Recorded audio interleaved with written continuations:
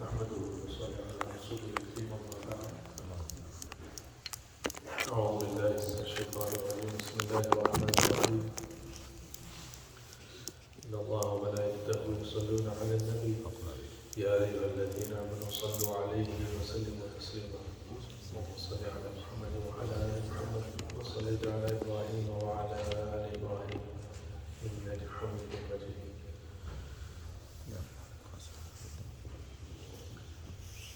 Of course, our Sunday mornings are dedicated to the Seera of our beloved Prophet Sallallahu Alaihi Wasallam. And we've been focusing on a specific area of the Seera. The difficulties and the challenges Nabi Sallallahu Alaihi Wasallam faced throughout his life, and especially during his mission of calling people towards Allah, calling people towards Tawheed, calling people towards Risala, belief in a life after death. Even though Nabi Sallallahu Alaihi Wasallam faced immense challenges and difficulties, Nabi Sallallahu Alaihi Wasallam continued fulfilling his responsibilities. Nabi Sallallahu Alaihi Wasallam never gave up. And Nabi Sallallahu Alaihi Wasallam continued. Nabi Sallallahu Alaihi Wasallam had an obligation on his shoulders from Allah subhanahu wa ta'ala that Ya ayyuha rasul balligh ma unzila ilayka min rabbik wa in lam taf'al fama ballaghta risalatah. It was a responsibility placed on him sallallahu alayhi wasallam to convey, and we all stand witness that Nabi sallallahu alayhi wasallam did an excellent job in conveying and fulfilling his responsibilities sallallahu alayhi wasallam.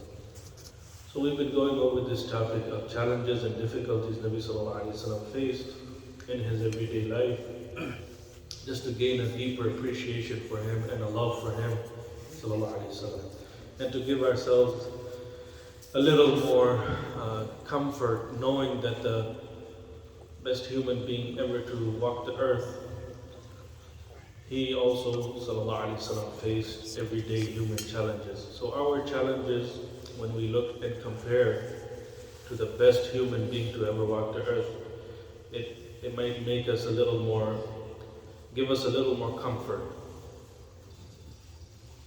and allow us to continue on our path as well, our path towards Allah subhanahu wa ta'ala. Last few weeks we've been going over the loss of life that Nabi Sallallahu Alaihi Wasallam experienced.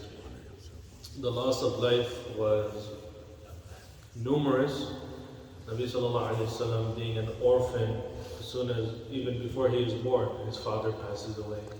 Nabi Sallallahu Alaihi Wasallam buried his mother. Nabi Sallallahu Alaihi Wasallam buried his grandfather, his uncle, his wife. Nabi Sallallahu Alaihi Wasallam buried all of his children except for Sayyidah Fatima radiallahu anha. She passes away 6 months after Nabi Sallallahu Alaihi Wasallam's demise. Nabi Sallallahu Alaihi Wasallam also buried many of his companions radiallahu anhum ajma'in. So the death was around and being experienced firsthand at the loss of life. Nabi Sallallahu Alaihi Wasallam experienced it, but he Sallallahu Alaihi Wasallam continued. And we gave an example in the past few weeks that even in our day and age, when a person loses one person in their life, and that person might have been very close, it might have been a parent. Some people in our day and age, they might have even buried their child. And that loss of life in our day and age becomes unbearable for some people to such an extent that, the statement that they lost it, that they go into a very deep depression. And again, this is our day and age. I experienced one firsthand, and I've been dealing with this one family. It was a female who lost her husband to leukemia. She lived a normal life. She worked at Ford for 30 years, had a very amazing retirement already set. She was looking forward to retirement, and right before retirement, her husband passes away from leukemia. So this lady who had a very planned out retirement, she had a very, very nice house. She completely lost it mentally. But she never accepted it for herself that she lost it. But her family and loved ones noticed that something's wrong with her. She needs to get help. And it's the loss of one individual in her life. So what did she start doing? This individual, she started to amass materialistic items to, I guess, fill the void. Her entire house, if we ever seen a case of hoarding. Hoarding is when you enter the home, there is not a single room to even step. They have boxes, furniture, items. I seen her house as well. I went to her house and I seen it was till the ceiling, every single room of the house. I was also in charge of cleaning out that house. It was an entire team, filled 5 dumpsters of her garbage. And finally I met this lady's sister yesterday, and she confirmed the case that yes, it was a very unfortunate situation for her and her family and her sister especially, that she experienced that loss of life firsthand, and it was sudden. Death came suddenly for that man that was in her life, and what happened? That she completely lost it. So in comparison, we're trying to compare here just to get a deeper appreciation. This female, she lost one. Nabi Sallallahu Alaihi Wasallam lost one after the other, after the other, after the other. And Nabi Sallallahu Alaihi Wasallam was as strong and vibrant as ever. Sallallahu Alaihi Wasallam. Nabi Sallallahu Alaihi Wasallam's example for us is, it just gives us hope. I'm sure many of us who are in the medical field and have to go to visit, make home visits, you will also notice in each and every single patient's home that the situation in everyday Americans' lives, it's a very unfortunate situation. If we are living in the richest world in the world, we might consider the everyday population of American as truly miskeen. Miskeen in the sense that neither do they have a strong family unit, neither do the children have mother and father in their life, neither do they have any strong support system surrounding them. So what else do people and Americans fill that void with except with materialism? Materialistic items give them temporary comfort. So last week we covered how Nabi Sallallahu Alaihi Wasallam experienced the loss of his adopted son, Zayd radiallahu anhu. Zayd radiallahu anhu passed away along with the cousin of Nabi Sallallahu Alaihi Wasallam, Ja'far radiallahu anhu, in the battle of Mu'tah. And Nabi Sallallahu Alaihi Wasallam, one of his mu'jiza that was experienced firsthand by Nabi Sallallahu Alaihi Wasallam and the Sahaba radiallahu anhum around him was that Nabi Sallallahu Alaihi Wasallam was being updated regarding the battle, live update, second by second. So Nabi Sallallahu Alaihi Wasallam knew exactly when Zayd radiallahu anhu fell to the enemy. Nabi Sallallahu Alaihi Wasallam knew exactly when Ja'far radiallahu anhu was martyred. Nabi Sallallahu Alaihi Wasallam also knew exactly when Abdullah bin Rawaha radiallahu anhu also was martyred. Finally, Sayyidina Khalid ibn Walid takes the reign and takes over the unit that was the expedition, and Nabi Sallallahu Alaihi Wasallam, Khalid ibn Walid radiallahu anhu was able to make a safe retreat from facing the Roman army to safety. So that was the case last week of Zayd radiallahu anhu. Today inshallah we'll go over very briefly a few narrations regarding the passing of the daughters of Nabi Sallallahu Alaihi Wasallam, and we'll conclude with it. The narration is that an Urwa أن رجلا أقبل بزينب بنت رسول الله صلى الله عليه وسلم فلحقه رجلان من قريش فقتلاه حتى غلباه عليها فدفعها فوقعت على صخرة فأسقطت وهريقت دما فذهبوا بها إلى أبي سفيان فجاءته نساء بني هاشم فدفعها إليهن ثم جاءت بعد ذلك مهاجرة فلم تزل وجعة حتى ماتت من ذلك الوجع فكانوا يرون أنها شهيدة. This is the daughter of Nabi sallallahu alayhi wa sallam, Zainab radiallahu anha. Zainab bint Rasulullah sallallahu alayhi wa sallam, she was on her way, she was making the hijrah from Mecca to Medina, and two men from the Quraysh, two non-Muslims, the kuffar from the Quraysh, they apprehended the escort that was escorting Zainab bint Rasulullah sallallahu alayhi wa sallam from Mecca to Medina. They overpowered that escort and they took captive Zainab, the daughter of Nabi sallallahu alayhi wa sallam. But before they could do that, she fell and she injured herself. She injured herself and she started to bleed from that injury. That fall onto the rock also caused her to experience a miscarriage. She was carrying a child.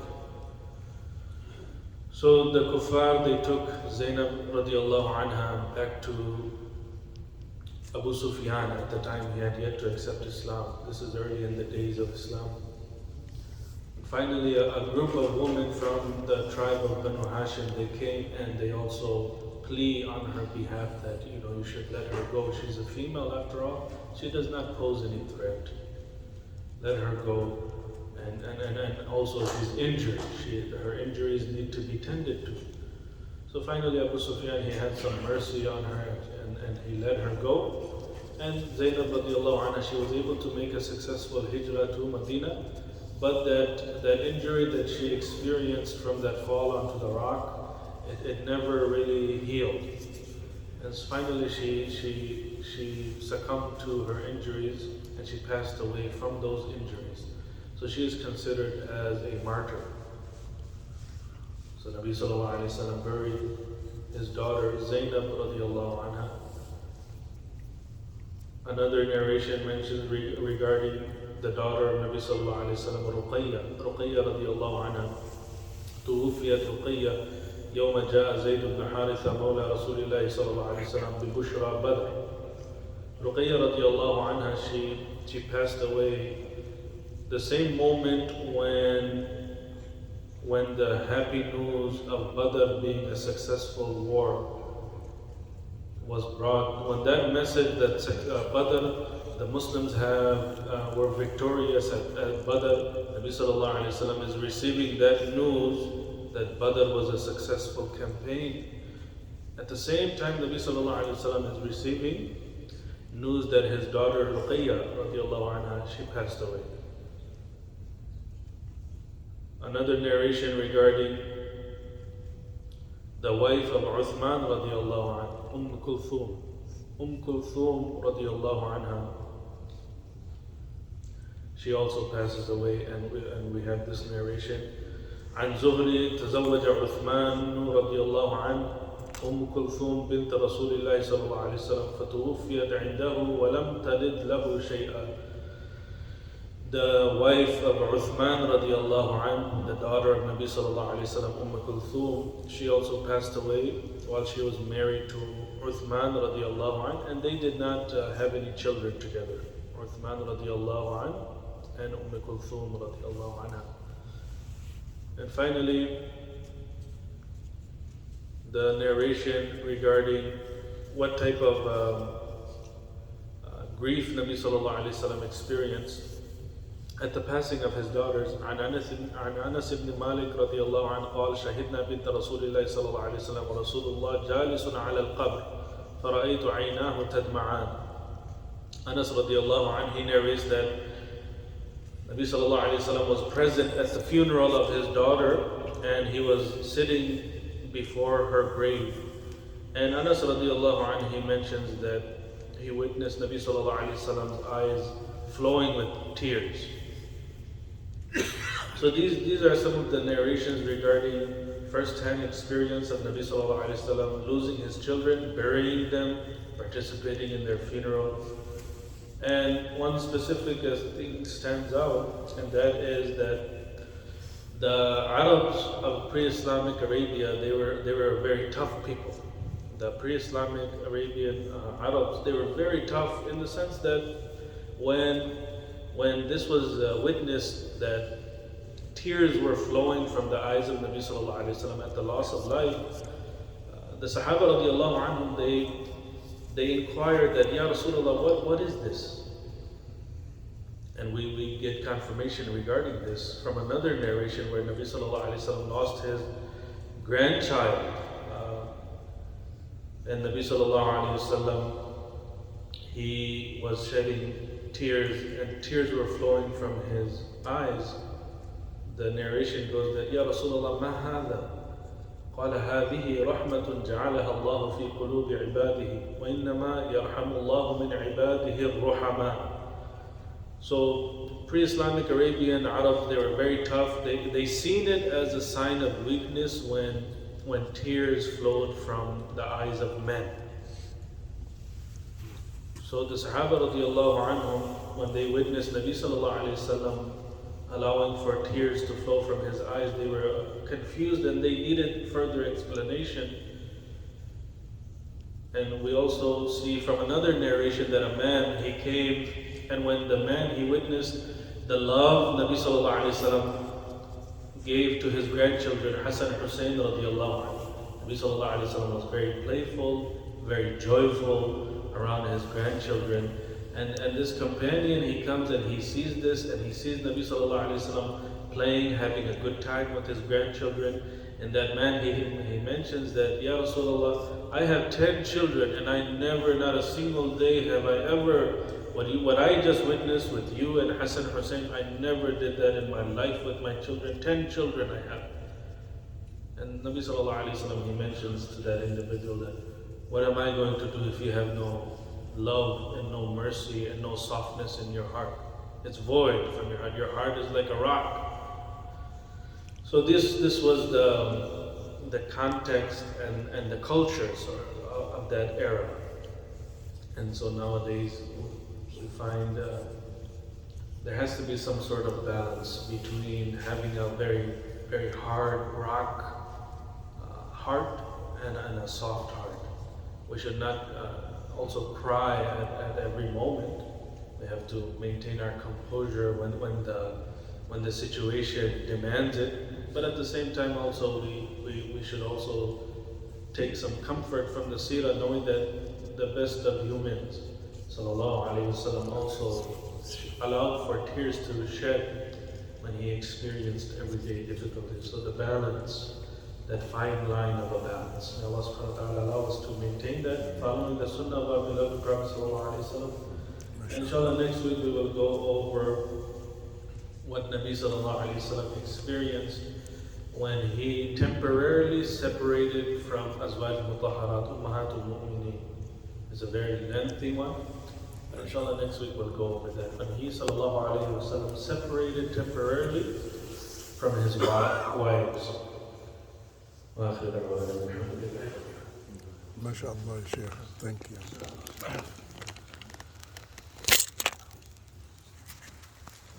يا الله يا الله.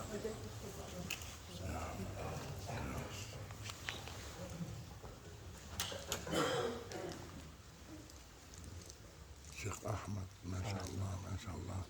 شيخ كبير.